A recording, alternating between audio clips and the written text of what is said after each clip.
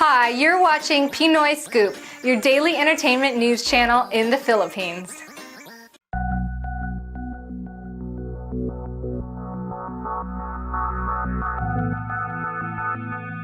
Everybody got emotional when you umalis po kayo doon. Ano ba yung pinaka-miss sa Otwell? Lahat. Like, tear-in po kayo lahat.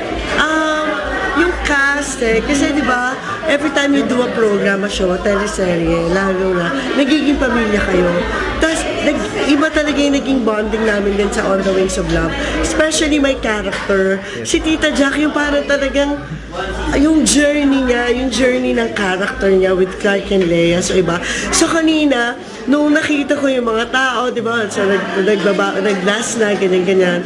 Tapos sila nagpaalam na ganyan. Tapos umiyak na sila, sobrang naiyak na kami nila Tiffany. I mean, as yung kami na as actors. So, What's your take home po playing the role, Tita Jack? Na talagang tumatak naman sa mga tao. Oo nga, it's my first time to play the role of a lesbian, parang ganyan.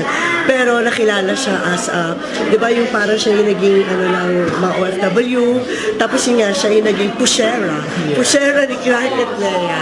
So it just really goes to show that it's just really love. You know, it's to love. Love your family, your friends, di ba?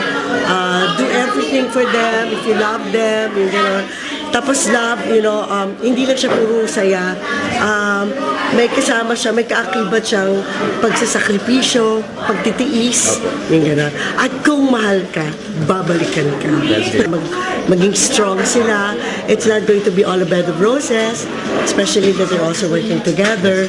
So, sana maging strong sila and maging patient, and for them to put God in the middle of their relationship, yung guidance, yung protection sa kanilang dalawa. Thank you so much, Ms. Sheriff. Thank you. Thank you for watching today's entertainment news here at Pinoy Scoop. Please don't forget to subscribe. Just click on the subscribe button below. Have a great day. Goodbye.